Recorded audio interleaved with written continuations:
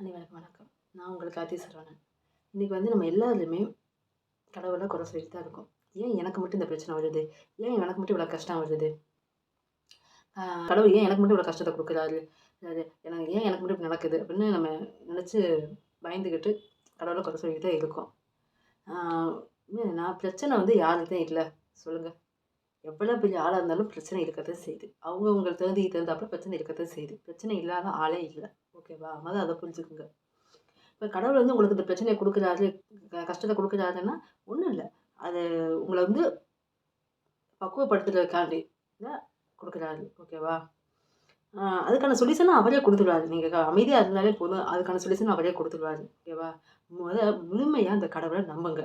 அந்த கடவுளை நீங்கள் என்ன நினச்சாலும் சரி, உங்கள் அப்பாவை நினைக்கலாம், உங்கள் அம்மாவை நினைக்கலாம், உங்கள் ஃப்ரெண்ட்ஸாக நினைக்கலாம், எப்படி வேணால் நினச்சிக்கோங்க. அந்த கடவுளை அவர் உங்க கூட இருக்காரு, உங்களை வழி நடத்துகிறாரு அப்படின்னு அவர்கிட்ட சரணடைஞ்சிருங்க. அவரை அப்பா நீ தான்ப்பா எல்லாம் அப்படின்னு முழுமையாக அவரை நம்புங்க. ஓகே, என் கையை பிடிச்சி கூட்டிட்டு போப்பா அப்படின்னு முழுமையாக நம்புங்க. ஓகேவா?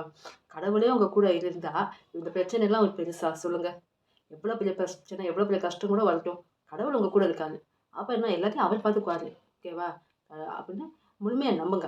அப்பா கூட இருக்காரு, கடவுள் என் கூட இருக்காரு, அவர் எல்லாத்தையும் பார்த்துக்குவாரு. எனக்கு எவ்வளோ பெரிய பிரச்சனைன்னு வரட்டும், என் அப்பா எல்லாத்தையும் பார்த்துக்குவாரு, எல்லாத்தையும் சரி பண்ணுவார். ஏன்னா அவரையும் கூட இருக்கும்போது இந்த பிரச்சனை பெருசு இல்லை, எல்லாத்தையும் சரி பண்ணிடுவாரு. ஓகே, அப்படி முழுமையாக நம்புங்க. கடவுள் எது செஞ்சாலும் நம்ம நல்லதுக்கு செய்யலாது அப்படின்னு முழுமையாக நம்புங்க. இன்றைக்கி நீங்கள் நினச்சது நடக்கலைன்னா அதை நினச்சி கவலைப்படாதீங்க.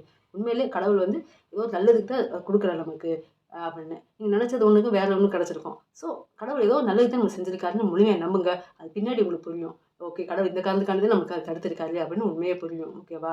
நீங்களே நிறைய இதில் யோசித்து பாருங்கள், நிறைய இதில் நடந்திருக்கும். ஓகேவா? அதனால் முழுமையாக அந்த கடவுளை சரணடைஞ்சிருங்க. நம்புங்க. கடவுள் எது செஞ்சாலும் நம்ம நல்லதே செய்வார், கடவுள் நம்மளை பக்குவப்படுத்துகிறாரு, கடவுள் நம்ம கூட இருக்காரு அப்படின்னு முழுமையாக நம்புங்க.